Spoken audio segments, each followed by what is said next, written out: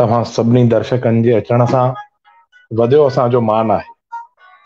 तव्हां सभिनी सुहिणनि सॼणनि जो मां निखिल रमन राजपाल असांजे अॼु जे हिन एपिसोड में तहे दिल सां स्वागत थो कयां।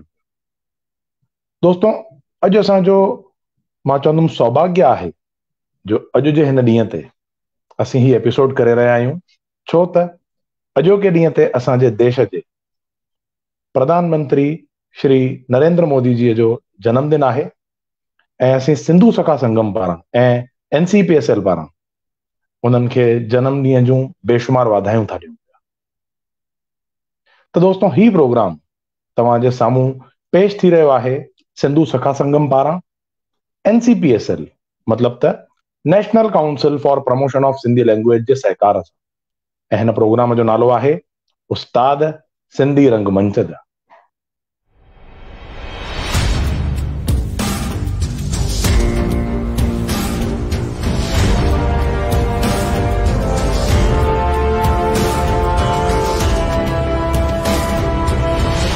उस्ताद सिंधी रंगमंच जा।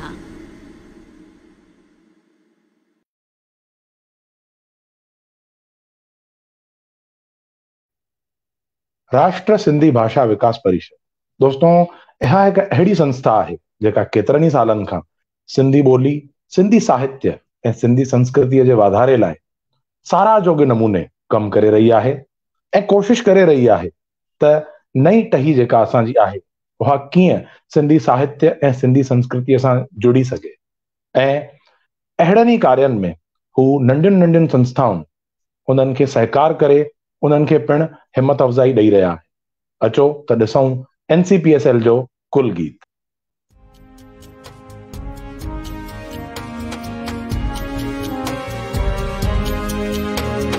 सिंधी भाषा विकास परिषद सदा जिए अमर रहे। राष्ट्रीय सिंधी भाषा विकास परिषद हरदम फले फूले। सिंधी भाषा साहित्य जो प्रचार थिए। साहित्यकारन जो गो सत्कार थिए। नई पीढ़ीअ जा सिंधी जुआन तरक्की कन। पंहिंजी कौम देश जो नालो रोशन कन। सिंधियुनि जा सुंदर सपना साकार थियन। सिंधु घाटीअ जा वारिस बेदार थियन। रोशन आईंदे जी पीड़ पकी रखजे। हर सिंधी तालीम वठी लाइक बणजे। सिंधी भाषा विकास परिषद सदा जिए अमर रहे।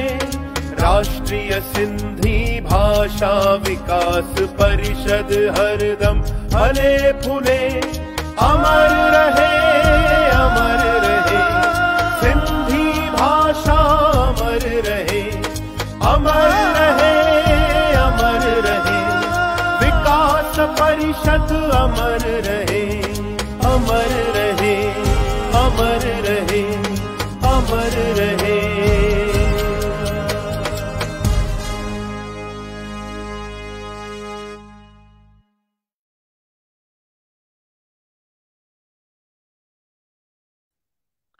सिंधी संस्कृति, सिंधी सभ्यता ऐं असांजो लामहदूद वरसो जेको असांजे वॾड़नि कीअं न संवारे असां लाइ उनखे बचायो ऐं बरक़रार रखियो।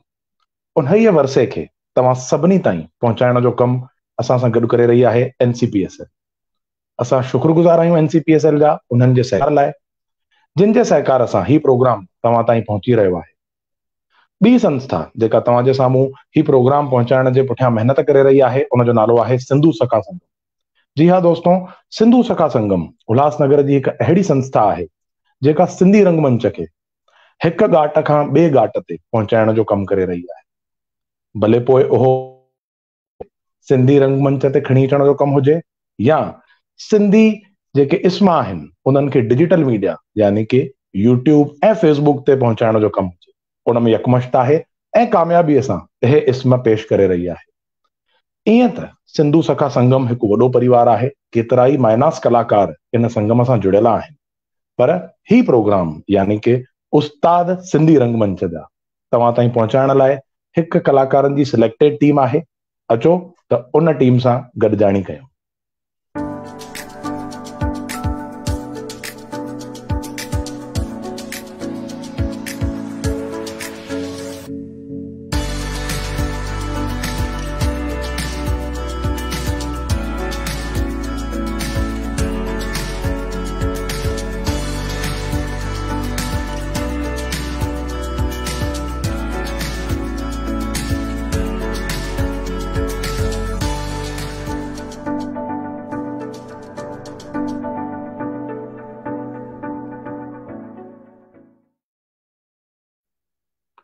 दोस्तों, हिकु नंढड़ो ॿिज ज़मीन में पोखियो वियो, उहो फुटी हिकु नंढड़ो ॿूटो बणिजो, उन ॿूटे मां पोइ हिकु विशाल वण थी वियो।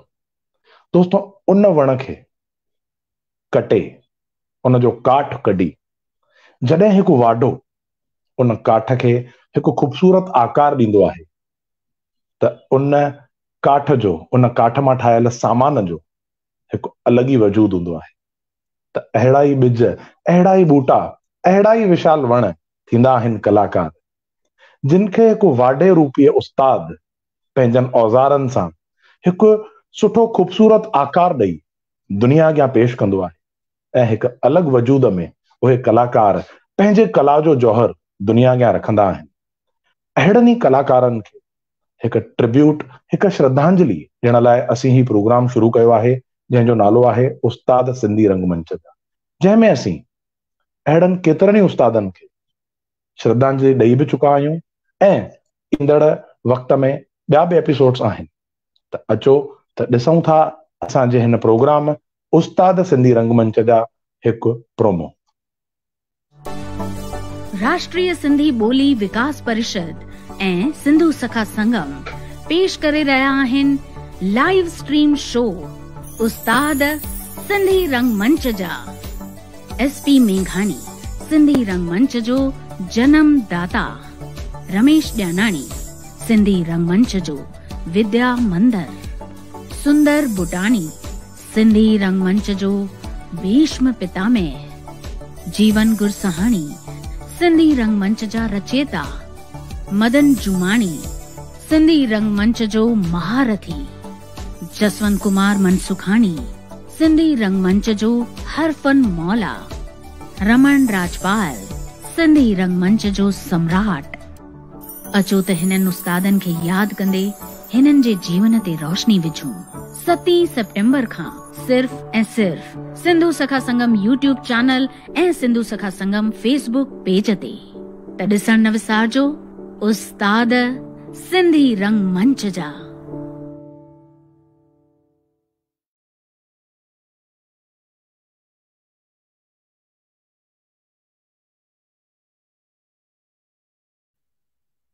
दोस्तों, अॼु जे हिन एपिसोड में असीं जंहिं उस्ताद खे हिकु श्रद्धांजलि ॾेई रहिया आहियूं, जिन खे यादि करे रहिया आहियूं, उन्हनि जो नालो आहे श्री मदन जुमाणी जी। जी हा दोस्तों, इहा शख्सियत कंहिं सुञाणप जी मोहताज कोन आहे, पर पोइ बि असीं अॼु उन्हनि जा थोराइता आहियूं ऐं उन्हनि जे जीवन खे यादि कंदे कुझु उन्हनि जूं यादगिरियूं तव्हां सभिनी सां वंडींदासीं। त दोस्तों, अॼु जंहिं शख्सियत जीअं त दादा मदन जुमाणी जी लाइ असां हिते गॾु थिया आहियूं, उन्हनि जूं कुझु ॻाल्हियूं मां तव्हांजे साम्हूं पेश कंदुसि।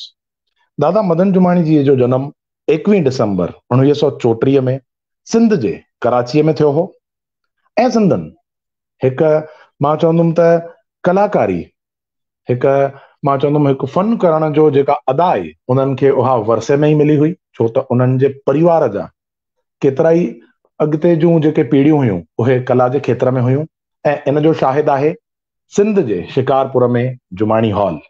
जी हा दोस्तों, उन खां पोइ दादा 1947 जे विरहाङे में भारत में आया ऐं बम्बईअ में अची पंहिंजो अजो जोड़ियो। उन खां पोइ हुननि सिंधी रंगमंच ते पंहिंजूं अदाऊं पेश करणु शुरू कयूं। दादा सभ खां पहिरीं जुड़िया हिंदी रंगमंच सां। हिंदी रंगमंच ते हुननि हिंदी रंगमंच ते उन्हनि इंडियन पीपल थिएटर एसोसिएशन ज्वाइन कई, जिते जंहिंखे असीं इप्टा बि चवंदा आहियूं। उते उन्हनि जी मुलाक़ात दादा गोबिंद मालीअ सां थी ऐं अहिड़ियुनि केतिरनि ई ॿियनि मायनास शख्सियतुनि सां पिणु। दादा जॾहिं हिंदी रंगमंच ते कमु कंदा हुआ तॾहिं हुननि पृथ्वीराज कपूर, तंहिं वक़्त जा जेके हिंदी इंडस्ट्रीअ जा वॾा एक्टर हुआ, उन्हनि सां गॾु पिणु कमु कयो, उन्हनि खां बि पिणु सिखिया वरिती। उते उन्हनि सां गॾु जॾहिं हू सिखंदा हुआ त उते राज कपूर ऐं ॿिया बि अहिड़ा केतिरा ई ॼणा ईंदा हुआ दादा खां सिखण। उन खां पोइ हिकिड़ो दफ़ो जॾहिं हू हिंदी रंगमंच ते कमु करे रहिया हुआ त हिकु नाटक दौरान बलराज साहनी उन्हनि दादा खे चयो त मदन, तूं हिते हिंदी रंगमंच ते छा करे रहियो आहे? तो जहिड़ो माइनास कलाकार जी अॼु सिंधी रंगमंच खे ज़रूरत आहे, त वञी सिंधी रंगमंच खे संवार। बस पोइ छा हो, दादा बि उहा ॻाल्हि गंढ ॿधी वरिती ऐं अची सिंधी रंगमंच ते पंहिंजा इस्म करण पेश कया। ऐं अॼु अहिड़ियुनि केतिरनि ई ॿियनि यादगिरियुनि खे असीं यादि कंदासीं दादा मदन जुमाणी जी यादि। त सभ खां पहिरीं मां अॼु जा जेके असां सां गेस्ट जुड़ंदा उन्हनि सभिनी खे तव्हांजे साम्हूं हिकु दफ़ो घुराए उन्हनि जो सत्कार करणु चाहींदुसि। त अॼु असां सां गॾु जेके जुड़ण वारा आहिनि उन्हनि जा नाला आहिनि डॉक्टर अजीत मन्याल जी, जेके एग्जीक्यूटिव मेंबर आहिनि NCPSL जा। जय झूलेलाल सर, तव्हांजो स्वागत आहे। जय झूलेलाल। उन खां पोइ असां सां जुड़ंदा दादा अशोक बुलाणी जी, जेके पिणु सीनियर माइनास कलाकार आहिनि। जय झूलेलाल सर, तव्हांजो स्वागत आहे। नमस्ते, जय झूलेलाल। उन खां पोइ असां सां जुड़ंदी श्रीमती सिंधु खटवानी जी, जेके दादा मदन जुमाणी जी जूं सुपुत्री आहिनि। जय झूलेलाल मैडम, तव्हांजो स्वागत आहे। जय झूलेलाल। उन खां पोइ असां सां जुड़ंदा डॉक्टर जेठो लालवाणी जी, जेके बर्ख साहित्यकार आहिनि। जय झूलेलाल सर, तव्हांजो स्वागत आहे सर। उन खां पोइ असां सां जुड़ंदा श्रीमती शोभा माली चंदनानी जी, जेके माली कल्चरल अकेडमी जी सेक्रेटरी आहिनि। जय झूलेलाल मैडम, तव्हांजो स्वागत आहे जी। महिरबानी। उन खां पोइ असां सां जुड़ंदा श्री दौलत रूपाणी जी, जेके पिणु सीनियर आर्टिस्ट आहिनि। उहे कुझु वक़्त में असां सां जुड़ंदा। मां तव्हां सभिनी मुइज़्ज़ज़ महिमाननि जो स्वागत थो कयां पियो। मां तव्हांजो शुक्रगुज़ार आहियां जो तव्हीं असां सां जुड़िया। मां तव्हां सभिनी खे अर्ज़ु कंदुमि त हाणे बैक स्टेज में इंतज़ारु कंदा। मां हिकु हिकु करे तव्हां सभिनी खे वरी हिकु दफ़ो कोठींदुसि। महिरबानी। त दोस्तों, तव्हीं ही शो ॾिसी रहिया आहियो सिंधु सखा संगम यूट्यूब चैनल ते, सिंधु सखा संगम फेसबुक पेज ते ऐं NCPSL फेसबुक पेज ते। त दोस्तों, तव्हीं जंहिं बि माध्यम सां ही शो ॾिसी रहिया आहियो, फटाफट असांजे फेसबुक पेज खे लाइक कंदा, फॉलो कंदा ऐं यूट्यूब चैनल खे सब्सक्राइब कंदा, छो त असांजे इन्हनि पेजिस ते ॿिया बि इस्म अपलोडेड आहिनि जंहिंजो बि तव्हां मज़ो माणे था सघो पिया। ऐं ईंदड़ वक़्त में ॿिया बि एपिसोड्स ऐं ॿिया बि केतिरा ई इस्म तव्हांजे साम्हूं पेश कया वेंदा, जेके बि मज़ो तव्हां माणे सघंदा। हिकिड़ो दफ़ो ॾिसंदासीं दादा मदन जुमाणी ते हिकु नंढड़ो। राष्ट्रीय सिंधी भाषा विकास परिषद ऐं सिंधु सखा संगम पेश करे रहिया आहिनि लाइव स्ट्रीम शो उस्ताद सिंधी रंगमंच जा। मदन जुमाणी सिंधी रंगमंच जो महारथी। अचो त हिन उस्ताद खे यादि कंदे हिन जे जीवन ते रोशनी विझूं। 17 सितंबर 2020 सिर्फ़ ऐं सिर्फ़ सिंधु सखा संगम यूट्यूब चैनल ऐं फेसबुक पेज ते। सपोर्टेड बाय मूरिज मंगनाणी फाउंडेशन ऐं सहयोग फाउंडेशन।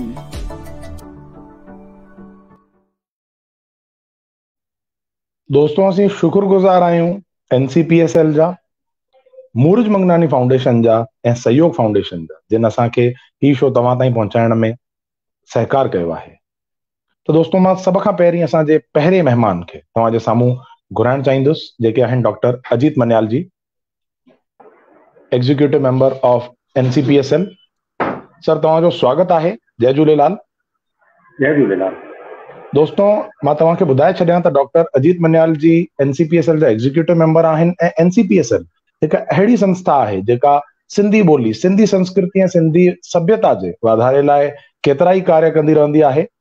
ऐं अहिड़ा जॾहिं एग्जीक्यूटिव मेंबर्स ऐं उन्हनि जा डायरेक्टर्स आहिनि त बसि पोइ सिंधी ॿोली ऐं सिंधी संस्कृतीअ खे मतिलबु त 4 चंड लॻी वेंदा आहिनि। डॉक्टर अजीत मन्याल जी, मां तव्हांखे अर्ज़ु कंदुमि त तव्हीं असांजे दर्शकनि खे कुझु हिकु मैसेज ॾियणु चाहींदा ऐं दादा मदन जुमाणी जी लाइ 2 अखर ॻाल्हाईंदा। अॼु सौभाग्य जो ॾींहुं आहे, निखिल जी, जीअं तव्हां चयो, असांजे देश जे प्रधानमंत्री आदरणीय नरेंद्र मोदीअ जो 70वो जनम ॾींहुं असां मल्हाए रहिया आहियूं, जंहिं पंहिंजो जीवन पंहिंजे समाज लाइ, देश लाइ अर्पण कयो। तीअं ई दादा मदन जुमाणी जी, उस्तादों के उस्ताद, जीअं तव्हां मार्च ई चयो, उन्हनि बि पंहिंजो जीवन रंगमंच लाइ, सिंधी भाषा लाइ, सिंधियत लाइ अर्पण कयो। असां दादा खे कहिड़े एंगल सां ॾिसूं? रचनाकार जे रूप में ॾिसूं, साहित्यकार जे रूप में ॾिसूं, कलाकार जे रूप में ॾिसूं, डायरेक्टर करे ॾिसूं या प्रोड्यूसर करे ॾिसूं। दादा पंहिंजे जीवन में 8 सिंधी पिक्चरूं ठाहे चुका आहिनि, 5 हिंदी पिक्चरूं ठाहे चुका आहिनि। इफ्तासा तो हुया, पर उनजे बावजूद ऑल इंडिया रेडियो हुजे, दूरदर्शन हुजे, प्राइवेट शोज हुजनि, हिंदी और सिंधी रंगमंच जा सवेना हज़ारे आयोजन उन्हनि मंचनि कया आहिनि। तव्हां सही चयो, पृथ्वीराज कपूर सां उन्हनि कमु कयो, पर बीके लाल उन वक़्त जा वॾा माना प्रोडक्शन डायरेक्टर हुया, ऐं उन सां गॾु महबूब खान जेकी हिकिड़ी वॾी शख्सियत हूंदी हुई, उन्हनि सां बि गॾु मिली करे एसिस्टेंट डायरेक्टर थी करे कमु कयो। छो न कनि? कराचीअ में जॾहिं दादा मदन जी बालपणे में पंहिंजे पिता साहिब जे कपिड़े जे दुकान ते ईंदा हुया, त उन वक़्तु उन्हनि जे दुकाननि ते लेखक, कवि, साहित्यकार, रचनाकार जी चटाभेटी थींदी हुई। उहो नंढेपणे खां उहे ॻाल्हियूं उन्हनि जे संस्कारनि में, उन्हनि जे जहन में अची वियूं। जीअं ई उहो अॻिते वधिया, वॾा थिया, त उन्हनि जे साहित्य में, उन्हनि जे डायरेक्शन में, उन्हनि जे हलण में समाज खे ॾाढो वॾो फ़ाइदो थियो आहे। जी अॼु एॾा इनामनि दादा मिलिया आहिनि।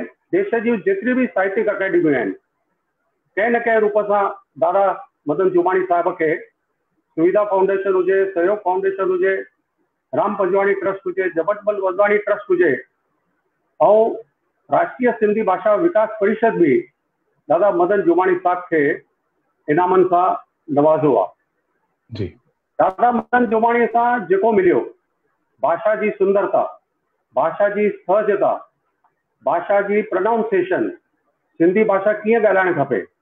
मां त ईअं चवंदुमि जंहिं सिंधी न बि पढ़ी आहे, जंहिं सिंधी किताब न बि पढ़िया आहिनि, पर जेके बि दादा जे सानिध्य में आया, उन्हनि जे आसपास में आया, त जीअं दादा ॻाल्हाईंदा हुया, त उन्हनि जे ॻाल्हाइण में बि हिकिड़ी सूंहं, हिकिड़ी महक, न सिर्फ़ु सिंधी भाषा जी पर सिंधियत जी बि चाशनी वांगुरु जॾहिं वहंदी हुई, त ॿुधण वारा ॾिसण वारा ॾिसंदा ई रहंदा हुया। असां आदर्श जी परिकल्पना कंदा आहियूं, आदर्श पुत्र, आदर्श पिता, आदर्श पति, आदर्श भाव। आदर्श जी परिकल्पना मूंखे लॻे थो मदन जुमाणी जी पाण सां असां वटि रखी विया आहिनि। खाली रंगमंच ते न, त रंगमंच जे अलावा बि सॼे जीवन में हिकिड़ी एनर्जी वांगुरु जेको मिले उन्हनि खे अपडेटिंग करणु, उन्हनि खे अलर्ट करणु, उनखे सिंधी भाषा, सिंधियत लाइ, वाधारे लाइ उन सां ॻाल्हि ॿोल करणु, उन्हनि खे प्रेरणा ॾियणु। त मूंखे लॻे थो अॼु NCPSL ऐं सिंधु सखा संघ अगरि दादा जे यादगिरीअ में कार्यक्रम रखियो आहे, त हज़ारनि लखनि सिंधियुनि खे उन्हनि जी प्रेरणा मिलंदी ऐं सिंधी भाषा ऐं सिंधियत अॻिते वधंदी। बिल्कुलु बिल्कुलु। अॼु असां जेकी सिंधी ॻाल्हाए रहिया आहियूं, या जेके बि उस्ताद सिंधी अॻिते थी विया आहिनि, उन जे करे असांजी प्रोनाउंसिएशन ॾाढी सुठी थी आहे। जी जी। न सिर्फ़ु रंगमंच जे द्वारा, पर पंहिंजी व्यक्तिगत जीवन में बि उन्हनि चङा ई सिंधी समाज खे गढ़ण जी, सिंधी समाज खे अॻिते खणी वञण जी प्रेरणा असां सभिनी खे ॾिनी आहे। राष्ट्रीय सिंधी भाषा विकास परिषद हिन साल ऑनलाइन और ऑफलाइन में 15,000 को 20,000 सिंधी साथियुनि खे स्टूडेंट्स खे आह्वान करे रही आहे त अचो भारत सरकार जे हिन सिंधी सर्टिफिकेट कोर्स में शामिल थियो, NCPSL जा हथ मजबूत कयो, सिंधी भाषा खे अॻिते वधायूं, सिंधियत खे अॻिते वधायूं। भारत सरकार जो जेको वॾो उपक्रम आहे त मातृभाषा खे अॻिते वधायूं। अचो मिली करे सिंधियत जी जय जयकार कयूं और अहिड़नि कार्यक्रमनि जे द्वारा सिंधी समाज जो संगठन कयूं और सिंधी समाज खे अॻिते खणी अचूं। मूंखे लॻे थो अॼु जो जेको कार्यक्रम आहे हिकिड़ी मील का पत्थर साबित थींदो। दादाजी जो यादि करण सां बि उन्हनि जी प्रेरणा हर कंहिं सिंधीअ खे, हर कंहिं नॉन सिंधीअ खे बि सिंधी भाषा जी तरफ़, सिंधी संस्कृति जी तरफ़, सिंधियत जी तरफ़ आकर्षित कंदी रहंदी। तव्हां सभई धन्यवाद जा पात्र आहियो। जय झूलेलाल। महिरबानी सर, जय झूलेलाल सर। तो दोस्तों, ही हुआ डॉक्टर अजीत मन्याल जी, जिन असांखे थोरे में दादाजी जे लाइ ॿुधायो ऐं असांखे NCPSL जा मक़सद पिणु ॿुधाया। त दोस्तों, हाणे अॻिते वधंदासीं, हलूं था पिया असांजे नेक्स्ट गेस्ट वटि, जिन जो नालो आहे दादा अशोक बुलानी जी। जय झूलेलाल सर, तव्हांजो स्वागत आहे अॼु जे शो में। दोस्तों, मां तव्हांखे ॿुधाए छॾियां त दादा अशोक बुलानी जी सिर्फ़ु सिंधी रंगमंच ते ई न पर हिंदी रंगमंच जा बि माइनास कलाकार आहिनि। इन्हनि केतिरा ई इस्म हिंदी रंगमंच ते बि पेश कया आहिनि ऐं इहा अॼु असांजी ख़ुशनसीबी आहे। मां इनखे पंहिंजो फ़ख़ुरु सम्झंदुमि त दादा अशोक बुलानी जी अॼु पहिरियों दफ़ो लाइव स्ट्रीम ते अची रहिया आहिनि ऐं मां दादा जो तहे दिलि सां शुक्रगुज़ार आहियां जो असांजे हिक सॾ ते दादा असां सां गॾु जुड़ण लाइ तयारु थिया, जंहिंजे लाइ मां दादा तव्हांजो थोराइतो आहियां। Thank U sir, thank U, my pleasure. दादा जी, दादा मां तव्हां खां इहो पुछणु चाहींदुमि त तव्हांजो दादा मदन जुमाणी जी सां सफ़र कीअं रहियो, के यादगिरियूं हुजनि त ज़रूरु असां सां ॻंढींदा। हा, 2 इंसिडेंट्स आहिनि, ॾाढा यादगार इंसिडेंट्स आहिनि। बसि 2 मिंट पहिरियों मां नमस्ते सभिनी खे नमस्ते कयां। नमस्ते। जिए रंगकर्म, जिए रंगकर्मी ऐं रंगकर्म खे निमटाइण वारा साथी असांजा। ऐं अॼु ॾाढो वॾो ॾींहुं आहे, ॾाढो वॾो ॾींहुं, हिन करे कि अॼु असांजे लोकप्रिय प्रधानमंत्री जो जनमॾींहुं आहे, जेको असांजे देश में ई लोकप्रिय कोन आहिनि, सॼी दुनिया में लोकप्रिय आहिनि। ऐं पितृमोक्ष अमावस्या आहे अॼु, ऐं विश्वकर्मा जयंती। ऐं वॾी ॻाल्हि उस्ताद सिंधी रंगमंच जा, जंहिंमें असां मदन जुमानी खे यादि था कयूं। मदन जुमानी सां मुंहिंजी हिकु ॾाढी वॾी यादगार आहे, पर पहिरियों मां भूमिका बंधा पंहिंजे लाइ। मां पहिरीं दफ़ो हिन चैनल ते आयो आहियां त मां ॾाढो थोरो टेंशन में बि आहियां। मूंखां वधीक टेंशन में शायदि जूली हूंदी या जयश्री हूंदी, पर नाउ आई एम कंफर्टेबल। ऐं ॿी ॻाल्हि इहा आहे कि सिंधी ॻाल्हाइण में मूंखे थोरी दिक़त थींदी आहे, हिन करे कि मां बेसिकली ग्वालियर जो आहियां। ऐं ग्वालियर में हुते मुंहिंजी जेकी शिक्षा दीक्षा थी, स्कूल जी शिक्षा हुजे, कॉलेज जी शिक्षा हुजे, पहिरियों AG ऑफिस में नौकरी हुई, फिर बैंक में, तो जेको असांजो सर्किल हुयो सभु नॉन सिंधी। थोरो घर में अम्मा सां सिंधी ॻाल्हाइणु थींदो हो। पर 76 से 78 में 2 साल मुंहिंजो इमरजेंसी में ट्रांसफर थियो बैरागढ़ में, पर बैरागढ़ में मुंहिंजो कोई सिंधी सर्कल न ठही सघियो। वरी 80 में प्रमोशन थी करे वरी मां हिते आयुसि भोपाल, ऐं भोपाल में मुंहिंजी पोस्टिंग थी स्टेट बैंक सुल्तानिया रोड, ऐं भरिसां हुई सिंधी कॉलोनी। भई ये सिंधी कॉलोनी में मुंहिंजी हिस्ट्री शुरू थी सिंधियत जी ऐं सिंधी नाटकनि जी। कीअं मां ॿुधायां तव्हांखे। हुते कलाकार मंडल जे नाले जी संस्था हुई, जंहिंमें गोपी दादी ऐं देवनदास जगवानी ऐं खियलदास बेगवानी फानी हुया। ख़बर पई त इहे हर साल बॉम्बे को सिंधी नाटक घुराईंदा आहिनि ऐं हिते सिंधी नाटक जो शो थींदो आहे रवींद्र भवन में। ऐं ताज़ो रमेश जाजाणी साहिब जो ॾिस पैसे जा रंग, उहा मूंखे ख़बर पई। मां ॾाढो उत्सुक हुयो कि ॾिसणु खपे, पर कीअं छा, तो हुननि खे ख़बर पई कलाकार मंडल खे, तो उन्हनि मूंखे घुरायो कि भई तूं बुलाणी सिंधी रंगमंच सां जुड़ियल आहीं? मां चयो न, मां हिंदी रंगमंच सां जुड़ियल आहियां। अच्छा, तो नाटक ॾिसणु चाहेंगे? मैंने कहा हा बिल्कुलु, ख़ुशी सां। ऐं जॾहिं मां उहो नाटक ॾिठो, ॾिस पैसे जा रंग, मूंखे ॾाढो आश्चर्य थियो कि ज़बरदस्त भीड़ हुई, ज़बरदस्त। ऐं जेके first row, second row, third row, fourth row, असांखे पासेस खपनि, ऐं पासेस पेमेंट बेसिस ते, नो फ्री, नो फोकटबाजी। ऐं ॾाढी सुठी उहा प्रस्तुति हुई। मूंखे ख़बर पई कि ये तो कांचन रंग ऐं पैसा बोलता है रमेश मेहता ऐं ग्वालियर में शो थी चुको, पर सिंधी में बि एतिरो ज़बरदस्त प्रदर्शन थी थो सघे। मूंखे ॾाढो आश्चर्य थियो, विश्वास ई न थियो। ऐं ख़बर पई कि हुनमें मदन जुमाणी बि मेन रोल कयो। कहिड़ा मदन जुमाणी मूंखे ख़बर कोन्हे। वरी चर्चा थी वरी मुंहिंजा जेके फैमिली मेंबर्स हुया उहे हुया अहमदाबाद में। अहमदाबाद में वरी फ़ोन आई मुंहिंजे ब्रदर जी कि यार हिते सिंधी ड्रामा वर्कशॉप शुरू थियण वारी आहे, तूं अच हिते ऐं असां सां मिली वञाई तूं। मां चयो यार मूंखे सिंधी अचे कोन, छो जो मुंहिंजो सॼो बैकग्राउंड नॉन सिंधी आहे। अरे तूं अचे यार, सिंधी नाटक सां जुड़, इहो बहानो मिली वेंदो तोखे।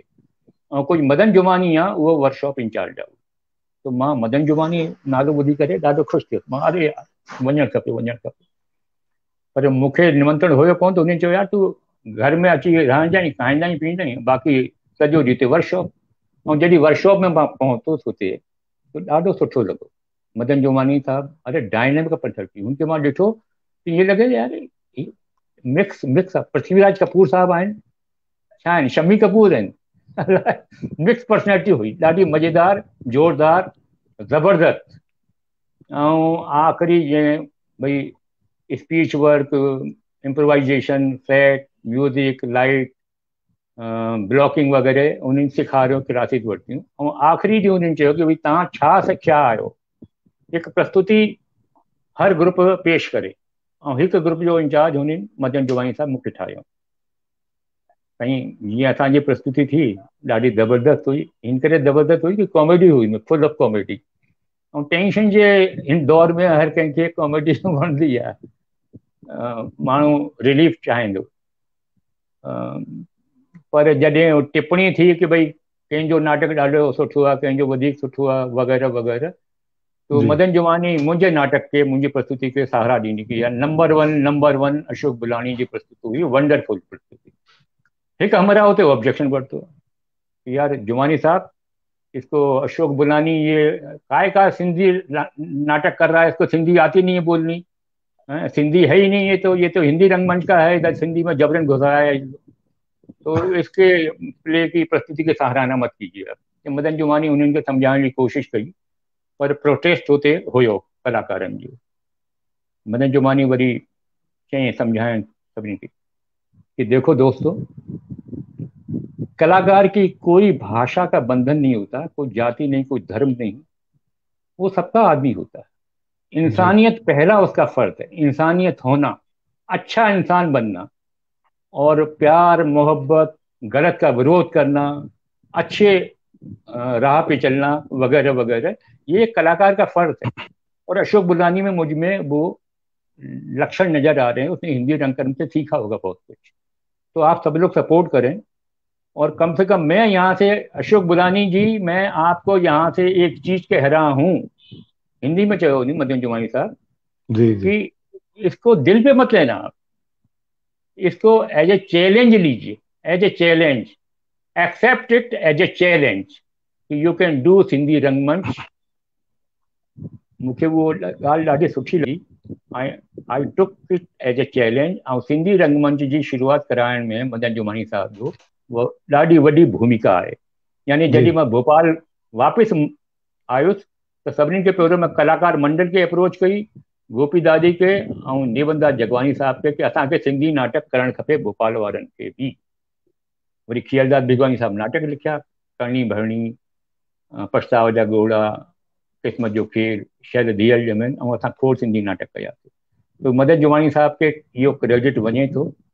वरी हिकु ॿी मुलाक़ात थी, ऐं इहा ॾाढी यादगार मुलाक़ात उहा थी अहमदाबाद में। हरीश काकवानी साहब कोई ड्रामा कॉम्पिटिशन रखी, सिंधी ड्रामा कॉम्पिटिशन, जीअं गुजरात में नंढे नंढे शहरनि में सिंधी रंगकर्म करनि माण्हू, ग्रुप थियनि, ऐं मां ऐं मदन जुमानी साहब उनमें जजेस हुयासीं। हिकु राति असां साण गुज़ारीसीं होटल में, ॾाढी ॻाल्हियूं थियूं। ऐं मूंखे ॾाढी मतलब हैरत थी कि इतनी लंबी और संघर्षपूर्ण जर्नी है। मदन जुमानी साहब भी एक्टर भी, डायरेक्टर भी, राइटर भी, फिल्म मेकर भी वग़ैरह वग़ैरह। और छा ना पृथ्वीराज कपूर सां उन्हनि कमु कयो आहे, इप्टा जॉइन कई, इप्टा सां कमु कयो आहे। मूंखे ॾाढी ख़ुशी थी कि मदन जुमानी सच ए ग्रेट पर्सनैलिटी, वरी हिकु ॻाल्हि हुननि चयो, सेंटिमेंटल बि थी वियो हुयो कि यार मूं वटि खोड़ साहित्य आहिनि, खोड़ ड्रामा आहिनि, छा कयां हिन साहित्य जो, छो जो मुंहिंजी जर्नी अञा हले थी। मां खोड़ सफ़र कयो आहे थिएटर जो, पर अञा लॻे थो कि अञा यात्रा जारी है, अभी सफ़र जारी है। अलाए कॾहिं ख़तमु थी वञे, पर जेसि ताईं ख़तमु न थींदो मां तेसि ताईं हलंदो रहंदो। मां बि थोरो सेंटिमेंटल त थी वियुसि। मां चयो यार मूं वटि बि खोड़ साहित्य पियो आहे, ड्रामा पिया आहिनि ऐं ट्रॉफी खोड़ आहिनि। कॾहिं कॾहिं लॻंदो आहे कि क्या करें इतनी ट्रॉफियों का, यार जगह तो है नहीं रखने की। तो हिते भोपाल में ट्रॉफी हाउस था, मां उनके अप्रोच कही कि यार मेरे पास बहुत सारी ट्रॉफियाँ हो गई हैं, मैं कभी ले आऊँ और रख लेना, आपके काम हो जाएंगी, रीयूज हो जाएंगी, मेरे को कोई पैसा वैसा नहीं चाहिए। बोले तो मदन जमानी मूंखे सम्झायो न बुलाणी, ये जेकी वाह मिलंदी आहे न असांखे ऑडियंस जी, जेकी ताड़ियूं मिलंदियूं आहिनि, जेकी उहा असांजी ॾाढी वॾी दौलत आहे। इन यादगिरी खे संभाले रख, इन दौलत खे संभाले रख। मूंखे ॾाढो सुठो लॻो कि मदन जुमानी साहब एतिरा, ऐं ॾाढी ख़ुशी थींदी आहे कि अॼु उहा रंगकर्म जी यात्रा सॼे हिंदुस्तान में जारी आहे। अॼु जी तारीख़ में जूली तेजवानी ऐं उनजी सिंधु सखा संगम यानी परफेक्शन में नंबर 1 आहे, इहो मां चई थो सघां। हिकु ज़माने में जीअं फैक्ट आहे, उहो साउंड हुजे, लाइट हुजे, रिहर्सल हुजे, प्रस्तुति हुजे, एवरीथिंग। जूली तेजवानी उनजी टीम ॾाढी सुठी आहे। हिकु ज़माने में जीअं रमेश जाजाणी साहब जी टीम हूंदी हुई, परफेक्शन। SP मेघानी साहब हिते उहो मम्मी रिटायर थी करे खणी आया हुआ, त मां उन्हनि खे टेक्निकल सपोर्ट में ॾाढी हेल्प कई। He was also wonderful man. ऐं मदन जुमानी त लाजवाब। ऐं हिकु जसवंत कुमार बि हिते शो खणी आया हुआ। दिल्ली में मां अरे कहिड़ो नाटक ॾिसो, हा, सूर्य की अंतिम किरण से सूर्य की पहली किरण। मूंखे ॾाढो आश्चर्य थियो कि सिंधी में हिन सब्जेक्ट ते नाटक, कमाल आहे भई। सिंधी परफॉर्मर, शायदि छा नालो हुयो उन्हनि जो, बख्शाणी साहब, अलाए छा नालो हुयो डायरेक्टर साहब जो। तो उहो मूंखे ॾाढी ख़ुशी बि थी। ऐं शंकर मूलवानी साहब वंडरफुल एक्टर। वरी जयपुर में सुरेश सिंधु ऐं सुंदर अगनानी साहब, अखिल भारतीय सिंधी ॿोली साहित्य सभा। हिकु ॻाल्हि मां चवणु चाहींदुसि कि हर साल जीअं NCPCL ॾाढो सुठो सपोर्ट करे रही आहे हिन कार्यक्रम खे, उस्ताद सिंधी रंगमंच, हर साल अखिल भारतीय सिंधी ॿोली ड्रामा फेस्टिवल थियणु खपे हर शहर में। छो जो इहे ऑडियंस जुड़ंदी आहे, ऑडियंस खे ॾाढो सुठो लॻंदो आहे।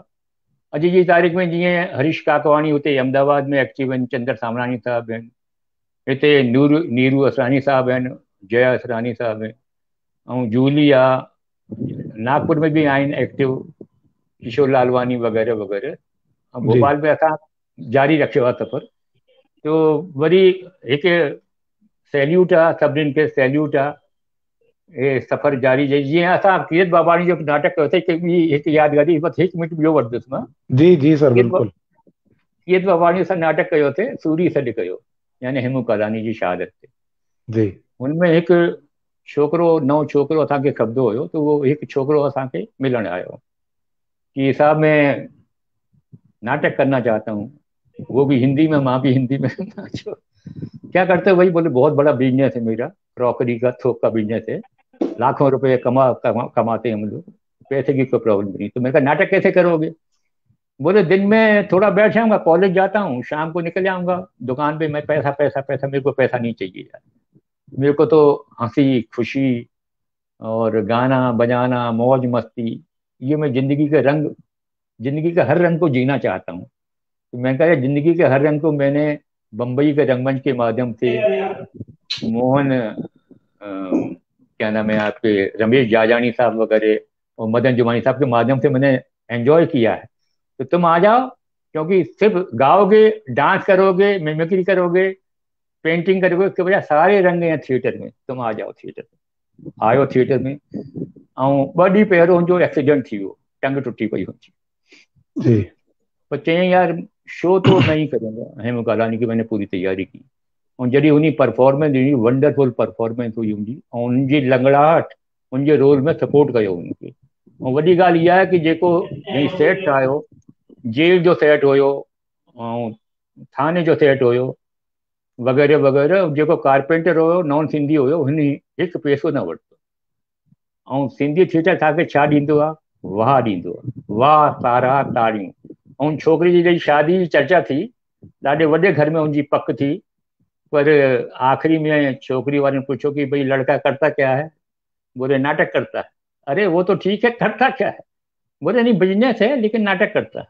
तो रिश्तो ख़त्म करे थी। पर वरी पोइ ॾाढी सुठी फैमिली में, ईअं ॾाढी सपोर्टिव फैमिली हुई, उनजो रिश्तो थियो। ऐं अॼु जी तारीख़ में उहो छोकिरो बॉम्बे में बॉलीवुड में नंबर 1 एक्टर आहे, नंबर 1 यानी 1 ऑफ नंबर 1 राज अर्जुन, राज तोलानी पूरो नालो आहे उनजो। मूंखे रेफरेंस हिन करे ॾियणो पियो कि थिएटर में सॼो बिजनेस छॾी करे एतिरो जुनून आहे सिंधी थिएटर करण वारनि में। तो सभई जेके सिंधी थिएटर करनि था उन्हनि सभखे सैल्यूट आहे, सैल्यूट आहे, सैल्यूट आहे। ऐं अॼु जे हिन कार्यक्रम में उस्ताद सिंधी रंगमंच जेके मदन जुमानी पंहिंजी सॼो ज़िंदगी थिएटर खे ॾिनी, उनखे तो करोड़ों सैल्यूट आहे। नमस्ते। बिल्कुलु नमस्ते। सिंधी मां थोड़ी ग़लति ॻाल्हाई हुनजे लाइ माफ़ी। न सर, असांजो मां चवंदुमि फ़ख़ुर जी ॻाल्हि आहे जो तव्हीं असां सां जुड़िया। दोस्तों, वेंदे वेंदे मां तव्हांखे सर जी हिकिड़ी ॻाल्हि ॿुधाईंदुमि त जेको सिंधी रंगमंच सां हू दादा मदन जुमाणी जीअ जे ॾेखारियल राह ते जेको तॾहिं जुड़िया हुआ, उहो सफ़र अॼु बि जारी आहे। अॼु बि अशोक बुलाणी जी भोपाल में सिंधी रंग समूह नाले संस्था हलाए रहिया आहिनि, जेका सिंधी ॿोली ऐं सिंधी संस्कृतीअ जे वाधारे लाइ कार्य कंदी रहंदी आहे। दादा, तव्हीं असां सां जुड़िया, तंहिंजे लाइ मां वरी तव्हांजो हिकिड़ो दफ़ो तहे दिल सां शुक्रगुज़ार आहियां। Salute to Madan Jumani sahab one again, और सैल्यूट टू एनसीपीएसएल और Judi Tejwani and team Sindhu Sakha Sangam. Thank you all, thank you all. महिरबानी सर। तो दोस्तों, ही हुआ अशोक बुलानी जी जेके भोपाल में सिंधी रंगमंच जी सिंधी ॿोलीअ जी शेवा करे रहिया आहिनि। अचो त हाणे ॾिसूं था पिया असांजे उस्ताद मदन जुमाणी जीअ जो हिकिड़ो डीडी नेशनल ते इंटरव्यू वरितो वियो हो असांजे कलाकार कुमार खिलवानी जीअ खां। कुमार खिलवानी जी उन्हनि जो इंटरव्यू वरितो हुयो। अचो त उन इंटरव्यू जा कुछ दृश्य ॾिसूं। हितां लंघे रहियो हुउसि त शहनाइन ऐं साथ शहनाइन जा आवाज़ ॿुधमि, पाण खे रोके न सघियुसि ऐं काका मां हिते हलियो आयुसि। काका, तव्हांखे त यादि आहे अञा टियों ज्योति ऐं शाम जी असां सगाई कईसीं, मंगणी कईसीं, ऐं कीअं शाम खे विदा करे असां हितां मोकिलियोसीं। शाम उते वियो, बस कल कल सुबुह जो ओचितो मूंखे तार मिली। ईअं महसूस थी रहियो हो जीअं को भयानक सपनो ॾिसी जागी पवे, ऐं जागण खां पोइ हुनखे महसूस थिए त जंहिंखे हू सपनो सम्झी रहियो आहे सो सपनो न, काश उहो सपनो हुजे, हक़ीक़त न हुजे। तार मिलंदे ई मुंहिंजा होश हवास उॾामी विया। पहिरीं गाॾी पकिड़े करे सिधो मां आसाम पहुतुसि। हॉस्पिटल में ॾिसां त मुंहिंजो पुटु श्याम जीवन सां जंग लड़ी रहियो आहे। काका बहादुर हो न, सिपाही हो न, मूंखे ॾिसी करे बाबा आया आहियो न, अचो ॾिसो बाबा, मूं गोली पुठीअ ते न छातीअ ते खाती आहे, छातीअ ते खाती आहे। बस मुंहिंजी छाती छिजी पई, सम्झ में न पियो अचे त मां पुट खे आथत ॾियां त कीअं ॾियां, चवां त छा चवां, कुझु सम्झ में न पियो अचे। ऐं मरण खां अॻु काका हुन जा मंगणीअ वारी मुंडी लाथी ऐं मूंखे ॾिनो, मूंखे मुठी ॾेई करे चयईं, बाबा हीअ मुंडी ज्योतिअ खे वापसि कजो ऐं चइजोसि मां तोखे ॾिनल वचन पाड़े न सघंदुसि। बस अरे सम्झ में नथो अचे त ही ॿुढो पीउ अञा ताईं जीअरो आहे ऐं मुंहिंजो जवान पुटु हलियो वियो। काका वञिणो त सभिनी खे आहे, पर जवानीअ में कंहिं ॿुढे जो सहारो हलियो वञे। चङो काका, मां वञी रहियो आहियां, पर ज्योति खे चइजो जॾहिं जॾहिं वक़्तु मिले हिन बदनसीब खे अची करे पंहिंजो मुंहुं ॾेखारे वञे, पंहिंजो मुंहुं ॾेखारे वञे, पंहिंजो मुंहुं ॾेखारे वञे। वाकई दोस्तों, हिन दृश्य में तव्हीं ॾिठो त उस्ताद मदन जुमाणी जी केतिरो न ख़ूबसूरतीअ सां हिकु गंभीर पंहिंजे नाटक जो दृश्य पेश करे रहिया हुआ। दोस्तों, जीअं त मां तव्हांखे अॻु में ॿुधायो त दादा मदन जुमाणी जी जेके पहिरीं हुआ उहे हिंदी रंगमंच सां अची जुड़िया, पोइ उन्हनि खे बलराज साहनी साहब सिंधी रंगमंच ते वञण जी हिकु हिदायत ॾिनी ऐं उहा हिदायत हुननि ॿुधी करे बख़ूबी निभाई। जॾहिं हू सिंधी रंगमंच ते आया तॾहिं हू कलाकार मंडल सां जुड़ी, उन्हनि सां गॾु दादा गोबिंद माली जीअ सां गॾु, भगवंती नावाणी जीअ सां गॾु, ऐं पोइ सिंधी रंगमंच ते उन वक़्त जा जेके बि माइनाज़ उस्ताद हुआ, SP मेघाणी साहब हुजनि या रमेश जाजाणी साहब हुजनि, उन्हनि सभिनी सां गॾु कमु कयो। अहिड़ी हुई दादा जी शख़्सियत। अचो त अॻिते था वधूं पिया, असांजे नेक्स्ट गेस्ट वटि हलंदासीं, जिन जो नालो आहे श्रीमती सिंधु खटवानी जी, जेके दादा मदन जुमाणी जीअ जूं सुपुत्री आहिनि। जय झूलेलाल। जय झूलेलाल मैडम, तव्हांजो स्वागत आहे। मां तव्हांजो थोराइतो आहियां जो तव्हीं असां सां जुड़िया। मैडम, मां तव्हांखे अर्ज़ु कंदुमि त ॾिसो, कलाकार कीअं हुआ दादा मदन जुमाणी, उहो त असांखे ॿिया आर्टिस्ट वग़ैरह ॿुधाइनि पिया, या जीअं असांखे अशोक बुलाणी जी उन्हनि जो हिकु रंगमंच जो सफ़र ॿुधायो, पर मां तव्हांखे अर्ज़ु कंदुमि त उहे पंहिंजे पर्सनल लाइफ में कीअं हुआ, एज़ अ फैमिली मैन दादा मदन जुमाणी कीअं हुआ, उन ते थोरी रोशनी विझो। डैडी हिकिड़ी जॉइंट फैमिली में रहंदा हुया जी। 4 भाउर 5 भेनरूं हुया, ऐं हुननि जी इहा कोशिश रहंदी हुई कि सभिनि खे साण वठी अॻिते हलनि। तो घर में जंहिंमहिल बि ख़ुशी जो माहौल या ॾियारी हूंदी त सभिनि खे घुराईंदा हुया, साण मिली करे वक़्तु बिताईंदा हुया, ऐं ॾाढो अटैच हूंदा हुया सभिनि सां। ईअं न आहे कि भई खाली असांजी फैमिली, न, पंहिंजे हर भाउर भेनरुनि सां ॾाढो अटैच हूंदा हुया। ऐं हुननि में अञा हिकिड़ी ख़ासियत हूंदी हुई कि वो कहिड़े बि क़िस्म जे इंसान सां ॾाढो ईज़िली कम्युनिकेट कंदा हुया। चाहे घर में कंहिं महिल पोस्टमैन अची वञे या कोई कोरियर वारो अची वञे, हुन सां वेही करे ॻाल्हाईंदा हुया। आई फील मूंखे एतिरो गर्व महसूस थींदो आहे कि असां हुन सां जुड़ियल हुयासीं। जी।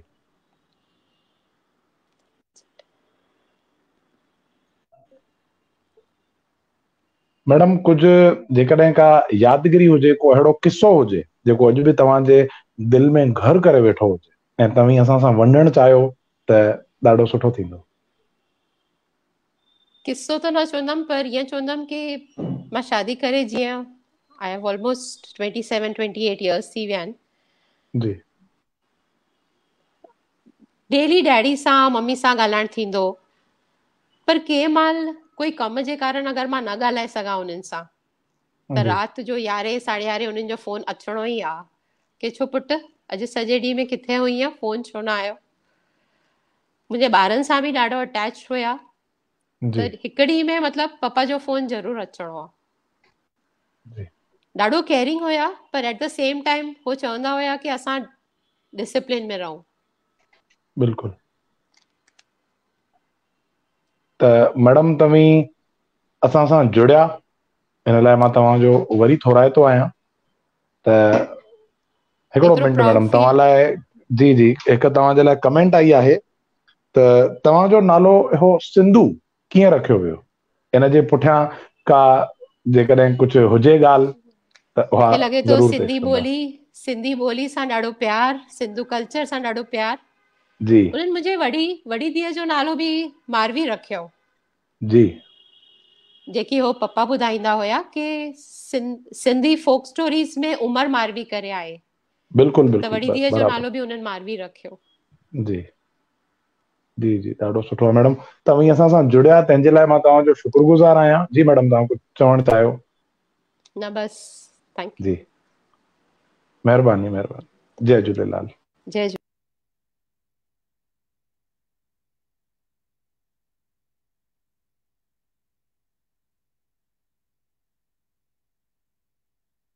दोस्तों जीअं त असीं हाणे ॿुधोसीं त दादा अशोक बुलाणी जी असांखे ॿुधायो, डॉक्टर अजीत मन्याल असांखे ॿुधायो त दादा मदन जुमाणी जी केतिरियूं ई सिंधी ऐं हिंदी फिल्मूं पिण ठाहियूं। अचो त ॾिसूं था पिया हिकु सिंधी फिल्म जय झूलेलाल जंहिंजा लेखक ऐं हिदायतकार दादा मदन जुमाणी पाण हुआ, उनजो हिकु दृश्य। जल तू जलाल तू कुदरत जो कमाल तू आई बला टार तू जिक्र सा तू ही तू उब तू आकार तू ही तू तू ही तू तू ही तू तू ही तू तू ही तू तू ही तू।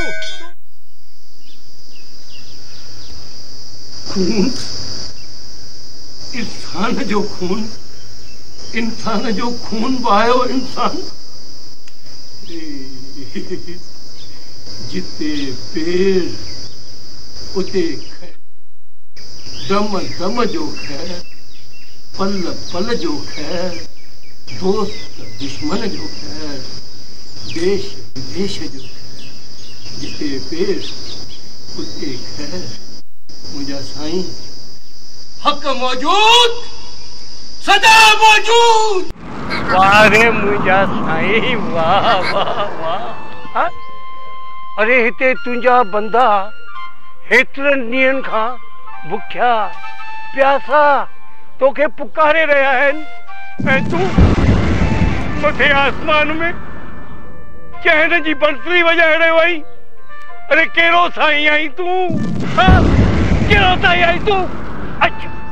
अच हलिया चवां थो तुंहिंजा बंदा तोखे पुकारे रहिया अथई।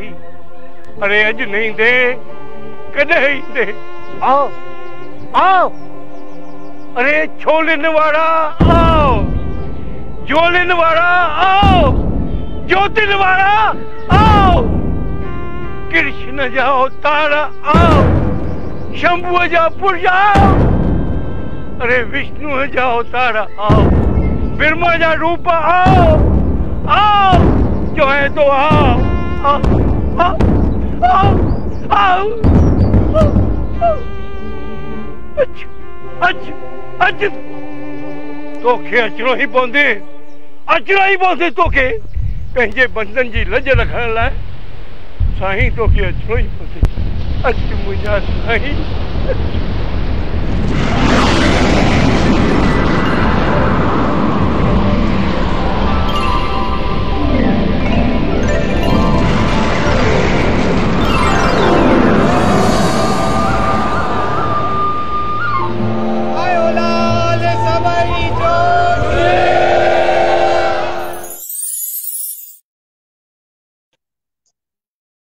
प्रोग्राम ॾिसी रहिया आहियो सिंधु सखा संगम यूट्यूब चैनल ते, सिंधु सखा संगम फेसबुक पेज ते ऐं NCPSL फेसबुक पेज ते।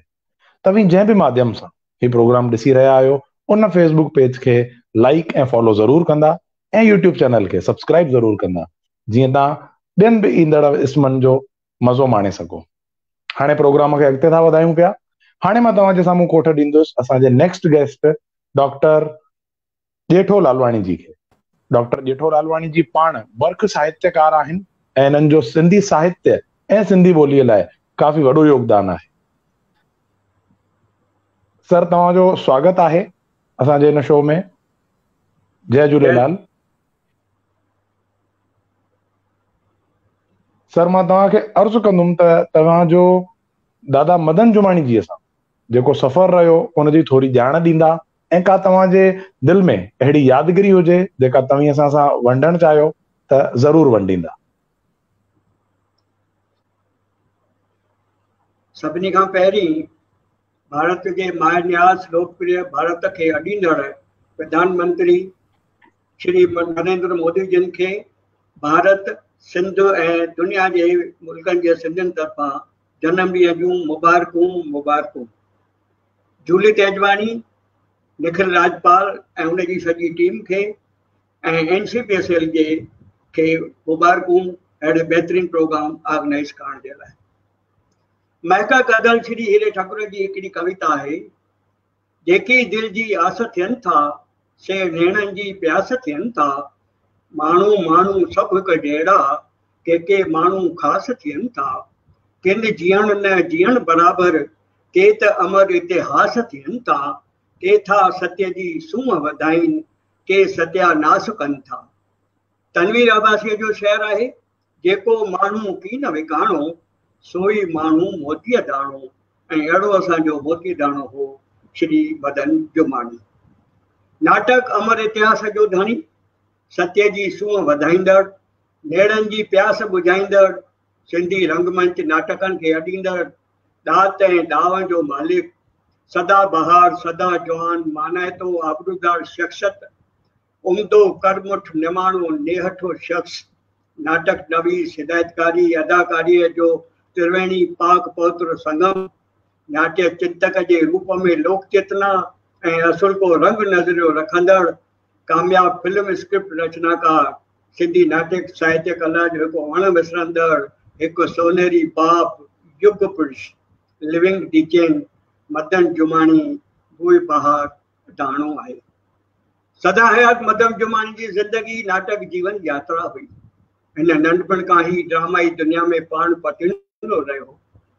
नाटक तैलीम याफ़ तख्लीकी किरदार, हिन जी सच्चाई मेहनत भरपूर आज़मूदे लासानी खिदमतुनि लगातार कोशिशुनि के बाद सलाहियत ऐं कामयाब फनकार की हैसियत में सिंध हिंद अगे खड़ो कयो।